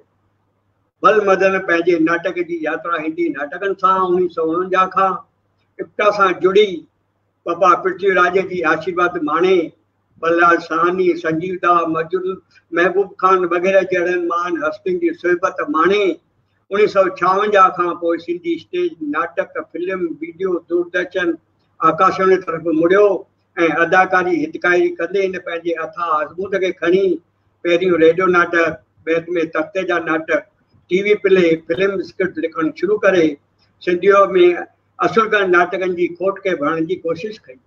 इन टीआरओ खन असुल क्यों एकांकियूं, 80 खां मथे आकाशवाणी नाटक, 2 स्क्रिप्ट प्ले गिटुनि जा नाटक, 1 सिलाई नाटक, 10 खन डॉक्यूमेंट्री, 12 खन टीवी नाटक, 4 फिल्म नाटक, जंहिंमें सिंधीअ जी पहिरीं सिंध रंगीन फिल्म, बेहद लोकप्रिय रिकॉर्ड तोड़ींदड़ नौजवान दिलनि जी धड़कन, प्यार जे दास्तान सां भरूच समाजिक फिल्म हल त भॼी हलूं सां गॾु 5 असुल का तमिल नाटक, काको कलूमल, घर गुरू जो दर, राम राम साईं, लाडो लाडी आणींदो ऐं सुहिणो छा लतीफ़ जहिड़ा मयारी सिंधियत सां भरपूर नाटक सिंधी अदब खे ॾिना। हिन केतिरियूं सिंधी एकांकी चाहे नवीन नाटकनि में बतौर अदाकार कमु कयो। हिन सिंधीअ खां सवाइ हिंदी गुजराती नाटकनि में कमु कयो। हिन 8 सिंधी फिल्मुनि सिंधूअ जे किनारे, कंवरराम, झूलेलाल, नकली शान, जय झूलेलाल, बतायो फ़कीर, हल त भॼी हलूं, हिंदी फिल्म 2 बीघा ज़मीन, 2 गज के नीचे, इंसाफ कहाँ है, अब्दुल रहमान, हम को देख लेंगे, यहाँ सब खुशहाल है, हिंदी सीरियल एक कहानी, रफ़ी जीवन कहानी, मेहमा साईं बाबा की, गुजराती नाटक जैसल तोरल, चंद्रोवो, पीढ़ाछी, कंचन, ॿियो केसरी, इंस्पेक्टर में पंहिंजी कला जो जुहार ॾेखारियो। अहिड़े खे नम सत प्रणाम। ईअं त सदा हया मदन जुमानी जे जीवन रंग यात्रा नाटकनि जे जुदा जुदा पड़ावनि जो शिदत भरियो ज़िक्र स्टेज जे टिमाही मैगज़ीन तरफ़ां शाये कयल शख़्सियत परिचे, जुदा जुदा मग़ज़न ऐं रसालनि ऐं मदन जे ख़ुदि जोड़ियल नाटकनि जे मददी किताब पढ़ फुटीअ खां सांझीअ ताईं खे में खणी ऐं असांजी अदीब बर्ख अदीबा डॉक्टर संध्या पुटाणी जे मदन जुमानी जीवन के खणी जोड़ियल जीवनी सिंधियत के सलाम में अहवाल दर्ज थियल आहे ऐं असांजे अजीत मनायल ऐं अशोक बुधाणी उन्हनि ते घणी थोड़ी घणी ऐं असांजे निखिल रोशनी भी विधी। पर मां मदन अदल मदन जे शख्सी जीवन ऐं नाटकी जीवन जे चशमदीद गवाह रहियो आहियां। मूं हिन सां जीवन जा 4 ॾहाका नज़दीक सां रहंदे गुज़ारे आहिनि। मूं हिन जा नाटक ॾिठा आहिनि, माणिया आहिनि। अनेक नाटक रचनाउनि जी रचना खां अॻु उन ते ख़्यालनि जी ॾे वठि कई आहे। बहस मुबहसा कयल आहिनि। ड्रामा वर्कशॉप में गॾु कमु कयो आहे। सिंधी फिल्मूं तयारु करणु, स्टेज प्ले में खोज करणु, मददगार हिदायत तौरु कमु करणु, अदाकारी करण जो सोनेरी वजण पिणु झटिया आहिनि त नाटकनि में नवां तजुर्बा बि कया आहिनि। इन्हनि सरगर्मियुनि वेझड़ाई नाटक सर्जन जो शायदि आहे असांजो अदल प्रोफेसर डॉक्टर बलदेव मचलाणी, जेके पिणु हिन ॻाल्हियुनि में सरगर्मियुनि सां असां सां जुड़ियल आहिया। मुंहिंजो मदन सां जुड़ाव 1972 में अखिल भारत सिंधी ॿोली साहित्य सभा मुंबई जे कोलकाता में रचियल पहिरीं अखिल भारत सिंधी एकांकी चटाभेटीअ में थियो। तॾहिं असां कोई बि न बचंदो नाटक खणी वियासीं ऐं मदन शेक्सपियर जो नाटक एथिलो पाण सां गॾु खणी आया हुआ। चटाभेटीअ में ज़रे गॾु सभु इनाम एथिलो नाटक, जंहिंमें बहितरीन पुरुष अदाकार हिदायतकार मदन जिन खे ऐं बहितरीन सिंधी अदाकार अवार्ड सिंधियुनि जी कोयल भगत नवाणीअ खे अता थियो। एथिलो नाटक जी रंगमंच सजा ऐं लाइटिंग जो हिसो बणजण जो मौक़ो मिलियो। उन खां पोइ असीं जुड़ी वियासीं, कुटुंब जे भातियुनि जा रिली मिली वियासीं। विश्वास, प्रेम, मुहबत जा संस्कार पका थींदा विया, जहां हयात साथ निभायोसीं। मदन मूंखे पंहिंजो नाव नंढो भाउ भाईंदो हो। वॾे भाउ जा रिश्ता हिन नस्ल बख़ूबी निभाया, पर ज़िंदगी जे हर पल मोड़ दुख सुख में साथ सहकार ॾिनो, शुभकामनाऊं आशीषुनि जो हथ मथां रखियो। ईअं त मुंहिंजे नाटकी जीवन जी प्रेरणा मदन ई हो ऐं मदन जे नाटक छट साईं जे हेठि मां अॻिते वधियो आहियां। फिल्म हल त भॼी हलूं, टिफिसलो नाटक, घर गुरुअ जो दर, किताब शाया करणु ऐं गुजरातीअ में घर हिक मंदिर शाया करण जो शर्फ स्टेज पब्लिकेशन खे मिलियो आहे। मूं मदन न सिर्फ़ु नाटकनि में जुदा जुदा बर्क़ इनाम हासिल कया, पर सिंधियुनि जे दिलनि खे जीते मञता बि हासिल कई ऐं जा सन्मान बि हासिल कया। हिकु ॿ ॻाल्हि मां ज़रूरु चवणु चाहींदुसि। मदन जे नाटकी जीवन जा अमर यादगार आहिनि काकू कलू। सिंधी नाटकनि जे इतिहास जो पहिरियों हिकु कलाकार, तवील, बेहद कामयाब, लोकप्रिय, अनोखो मनोरंजन ॾींदड़ ऐं दर्शक जूं दिलियूं जीतींदड़ नाटक, जंहिंजा भारत भर में अनोख शइ थिया। नाटक में मौत ऐं ज़िंदगी जो अक्स तंज़ी मज़ाक़ रूप में समाजी ढांचे ऐं मौजूदा जीवन जे ज़िलत ऐं कोड़ियुनि सचाइनि खे पेश कयो वियो आहे। ॿियो आहे साल 1992 आलमी सतह ते बुज़ुर्गनि ॿुढनि जो साल मल्हायो वियो हो।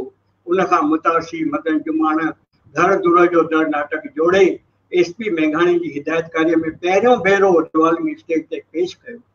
बुज़ुर्गनि जे जीवन जे आख़िरी पड़ाव में ॿुढा आश्रम में आख़िरी ॾींहं घारींदे लुड़क ऐं मुर्क जे अनोखे संगम ऐं मालीअ जी यादगीअ में जीअंदड़ समाज क़ौम पंहिंजे ॾुखो प्यारनि औलाद शख़्सनि जी जीवनीअ जो हक़ीक़ी चिट माना घर गुरुअ जो दर। मदन जुमाणी सिंध ॼावल उन्हनि ख़ुशनसीब इंसाननि मां आहे जंहिंखे सिंध जी ज़ियारत करण जा 2 दफ़ा सोनेरी मौक़ो मिलियो। हिकु शदाणी दरबार जे सते तां जंहिंजूं सारणियूं यात्रा वञनि, हिन पंहिंजे सफ़रनामे जीए असांजी दीजल सिंध में कयो आहे। ॿियो फिल्म जय झूलेलाल जी शूटिंग करण वक़्तु उतां जे इष्ट देव झूलेलाल जे आस्थाने खे समाइण जी कोशिश कई। फन, फ़िक्र, सिंधी नाटक, सिंधी थिएटर जी दुनिया जी हिकु आबरूदार नाव आहे मदन जुमाणी। मदन मां सन्मान मां लातमा मथे उभरल शख़्स हो। हिन खे को बि अभिमान कोन हो। नाटकनि जो, फिल्मुनि जो भरपूर आज़मूदो, माहिरियत हूंदे बि नम्रता, ॾेठाई, सभिनी सां रिली मिली हलणु, हर हिकु कलाक खे प्रेम कंदड़, इज़त ॾींदड़ शख़्स मदन जी मञता हुई त जेको बि नाटक करे थो उहो मुंहिंजी प्यारी सिंध ऐं सिंधियत जो अण टुटंदड़ हिसो आहे। मदन जेकी कयो उन सिंध ऐं सिंधियत खे फ़ख्रु लाइक़ु बणायो। मूं जॾहिं बि मदन जो नाटक जोल जोल ॾिठो, जंहिंजो हिकु अंश हींअर ॾेखारियो वियो। न सिर्फ़ु मूं पर दर्शकनि खे रोअंदो हंजू हारींदे ॾिठो आहे। अॼु बि हिन खे यादि कंदे जीवन जा 4 वर्क वराईंदे दिलि भरिजी आई आहे। अखियुनि में आब आहे। मदन खां सवाइ मुंहिंजो नाटकी जीवन अधूरो आहे। एक्टिंग सम्राट करम योगी, नाटकी जीव अनमोल रतन मदन जुमाणीअ खे आंसुनि भरिए भावभीनी श्रद्धांजलि।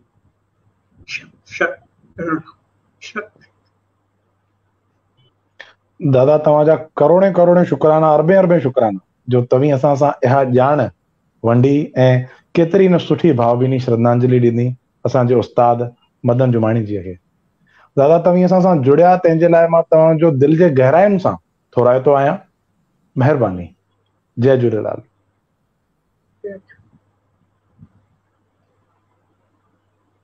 दोस्तों, अहिड़ियूं यादगिरियूं तव्हांजे साम्हूं खणी अचनि, हिकु उस्ताद खे हिकु ट्रिब्यूट ॾियणु, हिकु श्रद्धांजलि ॾियणु, बसि इहो ई असांजे हिन प्रोग्राम जो मक़सदु आहे। उस्ताद सिंधी रंगमंच जा दादा जेठो लालवाणी जी हाणे हिकु ॻाल्हि जो ज़िक्र कयो, काको कल्लूमल। दोस्तों, इहो नाटक ख़ासि इन करे आहे छो त इहो सिंधी रंगमंच जो पहिरियों मोनोलॉग इस्म हो जेको कॾहिं बि इन खां अॻु सिंधी रंगमंच ते पेश कोन कयो वियो। ऐं हिन जी शुरूआति कई उस्ताद मदन जुमाणी जीअ। ॿी ॻाल्हि जेका हिकिड़ी दादा जेठो लालवाणी जीअ चई, उहा कई त सिंधी पहिरीं रंगीन फिल्म जेका नौजवाननि में केतिरी मशहूर थी, जंहिंजो नालो आहे हल त भॼी हलूं। इन पिक्चर जी हिदायतकारी कई हुई असांजे उस्ताद मदन जुमाणी जीअ। अचो त इन पिक्चर जो हिकु दृश्य ॾिसूं।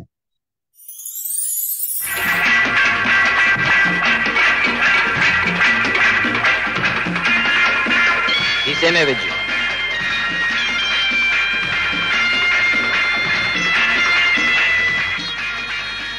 मुंहिंजी मोटरसाइकिल ख़राब थी आहे, हुनजो हिसाब केरु भरींदो?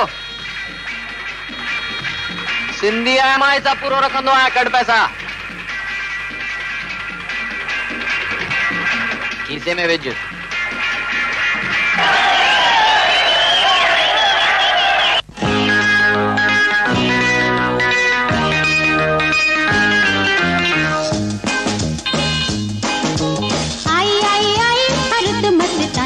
झूमे झूमे झूमे के दिल दीवानी, अचोड़े अचोड़े अचो अचो अचो, नचोड़े नचोड़े नचो नचो नचो, पुकारे की जवानी।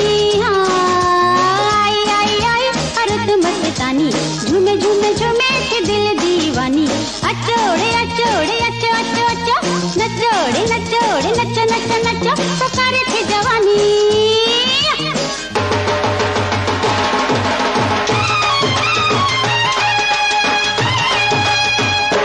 मुंहिंजा मन कबूतर, ओ मुंहिंजी दिल कबूतर, नेड़न में नींहं भरे अचो, चपन ते मुर्ग धरे अचो, हथन में चंग खणी अचो, पेरन में छेर बधी अचो, अची तूं नाज़ मंझा नच, वात सां गिट गिट गिट गिट गाए मिठा, अची मस्ती मौज मचाए मिठा, तूं झूले झुमरियूं पाए, ओ मुंहिंजा मन कबूतर। दोस्तों, जेतिरी नाम्यारी इहा फिल्म हुई, ओतिरा ई मशहूर इन जा गीत बि हुआ। अचो त हाणे हिन प्रोग्राम खे अॻिते था वधायूं ऐं नेक्स्ट गेस्ट खे जंहिंखे मां तव्हांजे साम्हूं कोठ ॾींदुसि, उन्हनि जो नालो आहे श्रीमती शोभा माली चंदानी जी, जिन खे असांजे सिंध जे सचे शहदाईअ दादा गोबिंद माली जीअ जे सुपुत्री थियण जो सौभाग्य प्राप्त थियो आहे। मैडम, तव्हांजो स्वागत आहे अॼु जे असांजे हिन प्रोग्राम में। जय झूलेलाल। जय झूलेलाल। महिरबानी। दोस्तों, जी जी जी दोस्तों, मां तव्हांखे हिकु ॻाल्हि ॿुधाइणु चाहींदुमि त शोभा जी बि पंहिंजे पिता साहिब वांगुरु सिंधी ॿोलीअ जी शेवा करे रही आहिनि ऐं माली कल्चरल अकेडमी नाले संस्था हलाए करे उन्हनि जो हिकिड़ो यूट्यूब चैनल आहे जिते उन्हनि माइनास कलाकारनि जो डॉक्यूमेंट्रीज़ ठाहे ॿिया बि केतिरा ई सिंधी इस्म जेके असांजे सिंधी वर्से जा इस्म आहिनि उन्हनि खे अपलोड करे उन्हनि वीडियोस खे, उन्हनि असांजे वर्से खे अमर बणाए छॾियो आहे। न सिर्फ़ु यूट्यूब ते पर ॿिया बि केतिरा ई लाइव शोस कराए ऐं ॿिया स्टेज ते प्रोग्राम कराए सिंधी कलाकारनि खे, सिंधी संस्थाउनि खे माली कल्चरल अकेडमी हमेशह हिमथाईंदी रहंदी आहे। ऐं असांजो नसीब आहे जो शोभा माली चंदानी जी इन माली कल्चरल अकेडमी जी सेक्रेटरी आहिनि ऐं नवनि कलाकारनि खे हमेशह हिमथाईंदा रहंदा आहिनि। जी मैडम। मां तव्हांखे जी जी जी मां तव्हांखे मैडम अर्ज़ु कंदुमि त असांजे उस्ताद जिन ते अॼु असीं एपिसोड करे रहिया आहियूं मदन जुमाणी जीअ लाइ तव्हांखे का यादगिरी हुजे, उन्हनि जे कयल कम ते तव्हां कुझु ॿुधाइणु चाहियो, का यादगिरी असां सां वंडणु चाहियो त प्लीज़ वंडींदा। निखिल, यादगिरियूं त तमामु घणियूं आहिनि, छाकाणि त मुंहिंजो मदन जी सां सफ़र काफ़ी लंबो रहियो आहे। मूंखे जेका पहिरीं यादगिरी आहे, मां 6 या 7 साले जी हुयसि मदन जी भी कांदिवली में रहंदा, असीं भी कांदिवली में रहंदासीं ऐं अक्सर हुननि जो असांजे घर अचणु थींदो हो। पहिरीं यादगिरी जेका आहे कि दादा रविंद्रनाथ टैगोर जे कहाणी काबलीवाला खे नाटकी रूप ॾिनो हो ऐं उहो मदन जी खे ॿुधाए रहिया हुआ, जेका मूंखे पहिरीं यादगिरी आहे। ऐं दादा जॾहिं पढ़ी पूरो कयो त मदन जी मूं ॾांहुं इशारो करे चयो कि इहो मिनी जो रोल असीं हिन खां कराईंदासीं। त इहा मुंहिंजी पहिरीं यादगिरी आहे मदन जी। ऐं उन खां पोइ त काफ़ी लंबो सफ़र रहियो आहे। उन खां पोइ जॾहिं मदन जी इप्टा छॾे आया त दादा जे कलाकार मंडल में उन्हनि काफ़ी एकांकी कया, छो जो जीअं सभिनी खे ख़बर आहे कि दादा जॾहिं कलाकार मंडल ठाहियो त शुरूआती दौर में नाटक वधीक कंदा हुआ ऐं संगीत प्रोग्राम ऐं नृत्य हुआ पर घटि, पर एकांकी ज़रूरु हूंदो हो हर प्रोग्राम में। त मदन जी कलाकार मंडल सां जुड़ियल रहिया ऐं मूंखे जेके 2-3 एकांकी यादि आहिनि उन्हनि में हिकिड़ो आहे निमी ऐं ॿियो आहे कफन। कफन जी सीन अॼु बि मूंखे यादि आहे, जंहिंमें ईश्वर नावाणी ऐं मदन जुमाणी आग ते बाहि ते पटाटा सेके रहिया आहिनि। उहो सीन अॼु बि मूंखे यादि आहे। त कलाकार मंडल जे एकांकी में भी मदन जुमाणी काफ़ी योगदान ॾिनो, दादा सां हमेशह जुड़ियल रहिया। ऐं उन खां पोइ बि सिंधूअ जे किनारे दादा जॾहिं पिक्चर ठाही त उन में भी हुआ।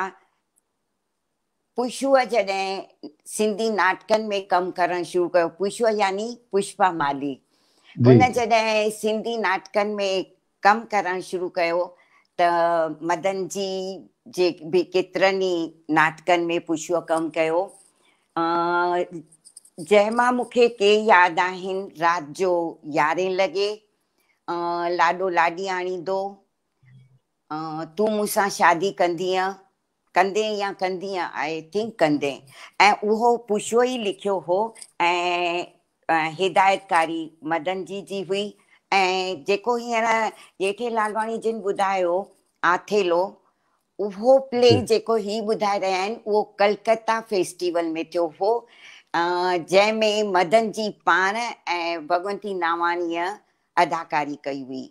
इन ई नाटक खे मदन जी ॿीहर पेश कयो हो, जंहिंमें जगदीश शर्मा जी ऐं पुशू हुआ आथेलो में।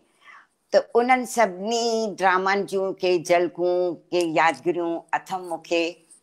उन खां पोइ जॾहिं माली कल्चर अकेडमी ठही तॾहिं भी हू असां सां जुड़ियल ई रहिया। जॾहिं असां माली कल्चर अकेडमी जो पहिरियों उत्सव कयोसीं अगस्त में, शायदि 3 अगस्त हो, दादा जो बर्थडे 25 अगस्त हूंदो आहे, पर 3 अगस्त ते शायदि उहो शो हो 2001 में। तॾहिं उन पहिरें प्रोग्राम में माली कल्चर अकेडमी जे पहिरें प्रोग्राम में हुननि ख़ासि हिकु वीडियो ठाहियो हो, बली करे ॼावा। उहो वीडियो दादा भगवंती ऐं पुष्पा ते ठाहियल हो। उहो बि मूंखे बिल्कुलु चङी तरह यादि आहे ऐं पाण मां चाहींदसि त अॻियां हली मां उहो असांजे माली कल्चर अकेडमी जे यूट्यूब ते रखां। उन खां पोइ बि घणनि मूंखे माली कल्चर अकेडमी जे सां त काफ़ी उन्हनि जी गाइडेंस भी मिली, उन्हनि जो सहकार भी मिलियो। काफ़ी प्रोग्रामनि ते असां सां गॾु हलिया, बड़ौदा असां सां हलिया। एंड दिल्ली में असां दादा राम जेठमलानीअ जे बंगलो ते प्रोग्राम कयोसीं जनवरी 2004 में। ऐं उते ई मदन जुमानीअ जी पिक्चर वतायो फ़कीर, टेलीफिल्म आहे मदन जुमानी जी, उन जो प्रीमियर रखियो होसीं। त असां सां दिल्ली में भी हू गॾु हुआ। काफ़ी यादगिरियूं आहिनि। दादी पोपटी हीरानंदानी जंहिंजो अॼु जन्मदिन आहे, असांजी बेबाक मशहूर लेखिका पोपटी हीरानंदानी, मां उनखे सलाम करणु चाहींदसि।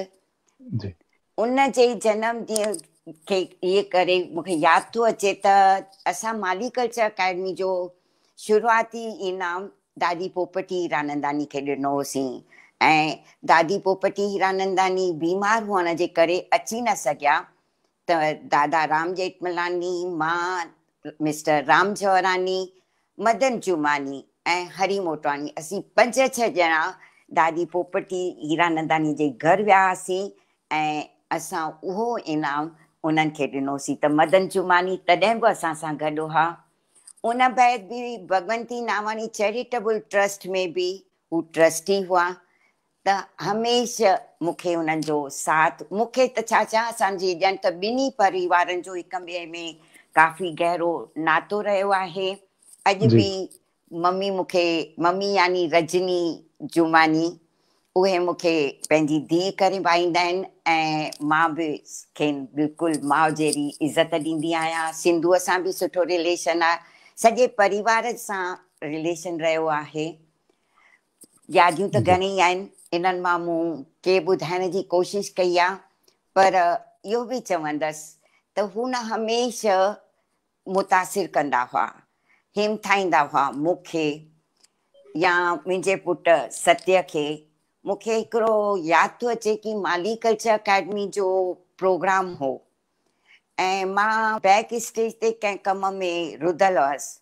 ओचितो ॾिसां त मदन जी सत्य खे माइक वटि वठी आया आहिनि। मां हैरान परेशान कि हिन कॾहिं ॻाल्हायो कोन्हे ऐं सेंट एंड्रूज़ बिल्कुलु फुल हो, खचाखच हो हाल, ऐं उन में सत्य छा ॻाल्हाईंदो ऐं कीअं ॻाल्हाईंदो। मां बिल्कुलु परेशान हुअसि, पर सत्य ॿ सुठियूं ॻाल्हायूं, पर तमामु सुठियूं ॻाल्हायूं। मूंखे इहो वाक़ियो ॿुधाइण जो इन लाइ थी ॿुधायां त इहो ॿुधाइण लाइ त हू हमेशह मुतासिर कंदा, हिमथाईंदा। मूंखे ख़ुदि यादि आहे कि जॾहिं मां स्टेज ते सुठो ॻाल्हाए करे बैक स्टेज वेंदी हुअसि त पुठी ठपोड़ींदा, चवंदा तमामु सुठो, ईअं ई ॻाल्हाईंदी रहो, ईअं कंदी रहो। त हमेशह उन्हनि वटां प्यार, हुब, पंहिंजाइप, हू मुंहिंजे लाइ त हिकु वॾे भाउ या फादरली फिगर हुआ ऐं तमामु घणो प्यार ॾिनऊं ऐं मूं बि उन्हनि खे काफ़ी घणी इज़त ॾिनी आहे ऐं अॼु बि मूंखे उन्हनि जे लाइ इज़त आहे। बसि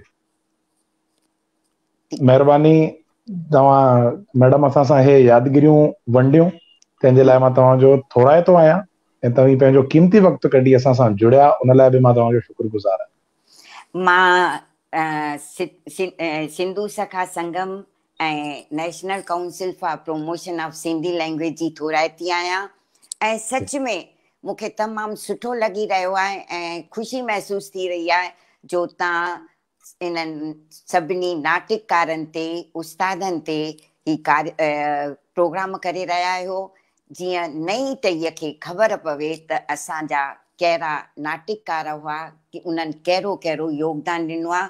इन लाइ मां सचमुच में तव्हांखे वाधायूं थी ॾियां। महिरबानी। महिरबानी। तो दोस्तों, ही हुआ श्रीमती शोभा माली चंदनानी जी, जिन असांखे दादा जे सफ़र जूं केतिरियूं न यादगिरियूं ॿुधायूं। उन्हनि यादगिरियुनि में उन्हनि हिकिड़ो ज़िक्र कयो, वतायो फ़क़ीर टेलीफिल्म्स। अचो त ॾिसूं था उन ई सीरीज़ जो हिकु इस्म।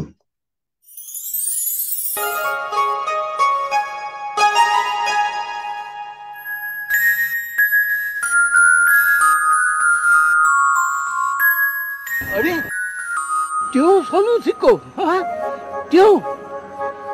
अल्लाह मियाँ, अज सोनन सिकन जी बरसात कही थी जा।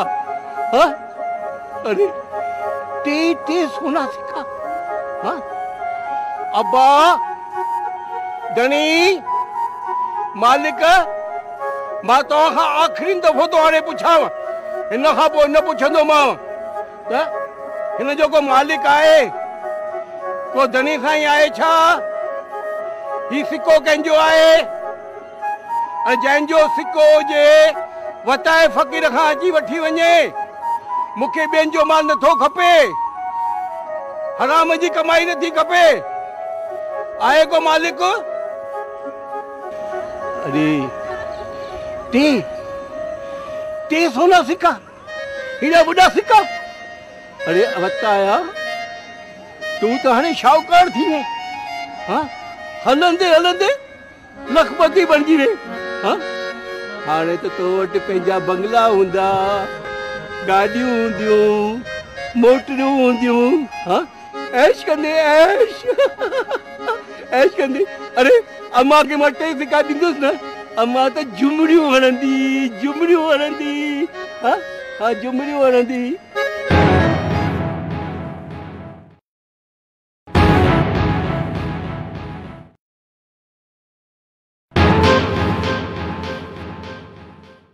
हिकिड़ो सिक्को फाटल खीसो। अरे छा चवां तोखे मां सोना सिक्का, छा चवां तोखे मां? लख जी लानत ते, लख जी लानत ते।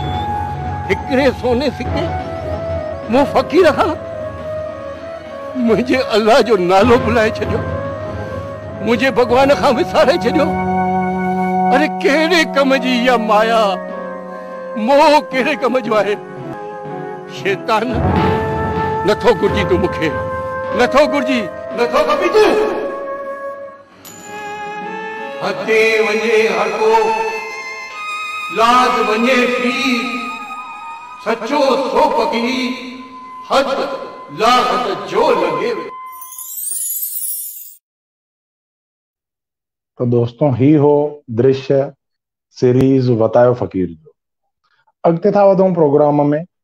हाणे मां तव्हांजे साम्हूं जिन खे कोठ ॾींदुसि उहे आहिनि श्री दौलत रूपानी जी।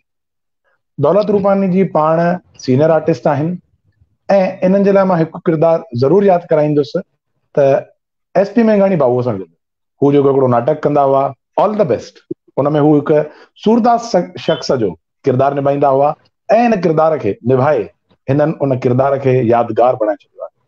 दौलत सर तव्हांजो स्वागत आहे असांजे अॼु जे शो में।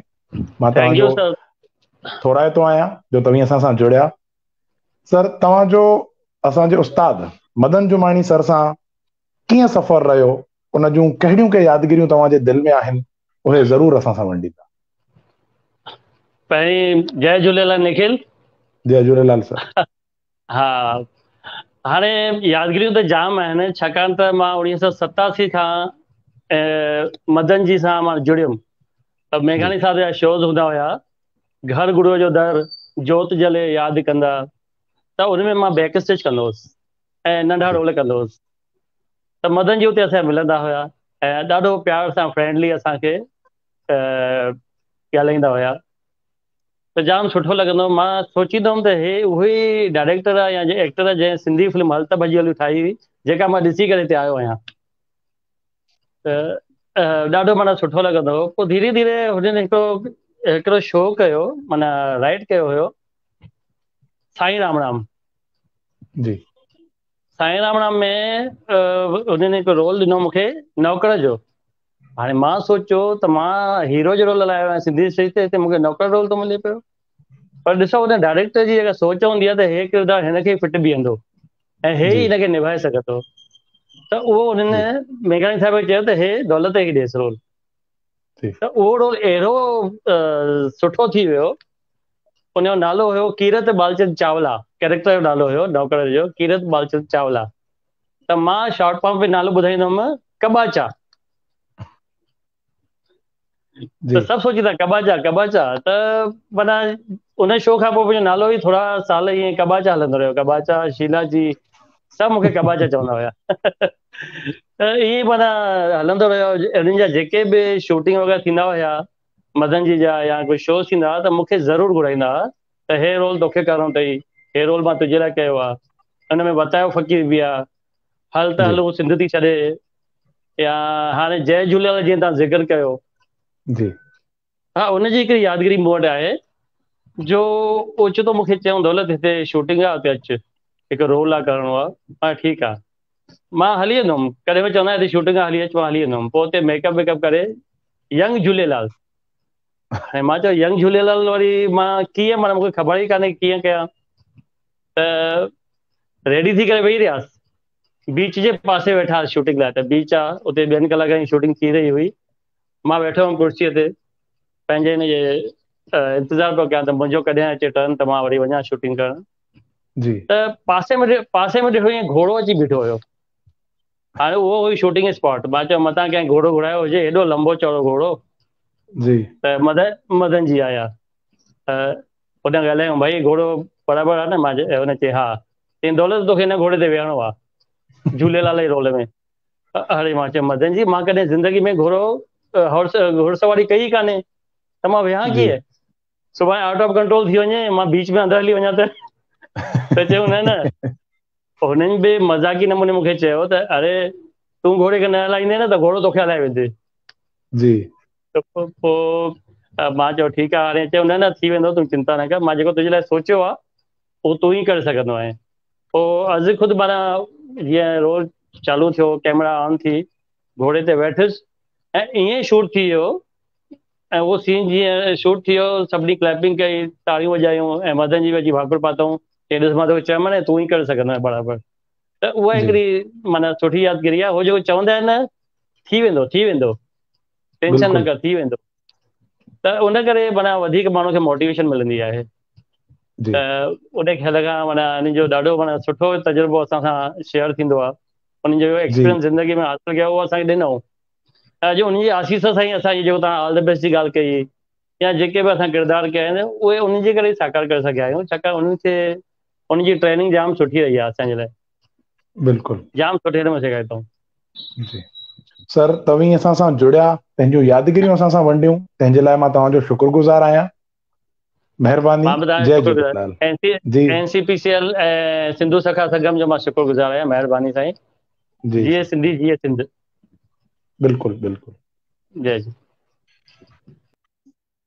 दोस्तों, उस्तादनि जे जीवड़ियुनि ते जेकॾहिं लिखण वेहि त समुंड रूपी पाणीअ जूं मस ख़तम थी वञे, पर लिखावट कोन बंदि थींदी। असांजे आकाश रूपी पननि ते जेकॾहिं लिखण वियूं त पना ख़तम थी वेंदा, पर जीवणी ख़तम कोन थींदी, उहे यादगिरियूं ख़तम कोन थींदी।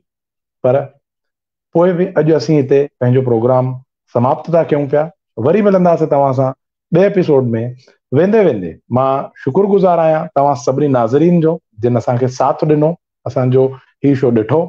मां सभिनी मुइज़्ज़ महिमाननि जो पिणु शुक्रगुज़ार आहियां। डॉक्टर अजीत मन्याल जी जो, दादा अशोक बुलानी जी जो, श्रीमती सिंधु खटवानी जी जो, डॉक्टर जेठो लालवानी जी जो, श्रीमती शोभा माली चंदानी जी जो, श्री दौलत रूपानी जी जो। मां तव्हां सभिनी मुइज़्ज़ महिमाननि जो शुक्रगुज़ार आहियां। ऐं वरी हिकु दफ़ो मां तव्हांखे चवंदुमि त तव्हीं पंहिंजे क़ीमती वक़्त मां कुझु पल कढी असां सां गॾु जुड़िया, तंहिंजे लाइ मां तव्हांजो थोराइतो आहियां। महिरबानी। इन्हनि सां गॾु मां शुक्रगुज़ार आहियां NCPSL जो, मूर्ज मंगनानी फाउंडेशन जो, सहयोग फाउंडेशन जो ऐं असांजे टेक्निकल टीम जो, जिन जे सहकार सां मां तव्हांजे साम्हूं ही शो पेश कयो। दोस्तों, इन खां पोइ असांजो जेको ईंदड़ एपिसोड आहे उहो आहे उस्ताद सुंदर बुटानी जी जे जीवन जे मथां, जेको तव्हांजे साम्हूं पेश थींदो 21 सितंबर 2020 ते शाम जो ठीक 6 बजे सिंधु सखा संगम यूट्यूब चैनल ते, सिंधु सखा संगम फेसबुक पेज ते ऐं NCPSL फेसबुक पेज ते। तो दोस्तों, हाणे मां निखिल रमन राजपाल तव्हां खां इजाज़त वठंदुसि। पोइ मिलंदासीं ईंदड़ एपिसोड में। जय झूलेलाल।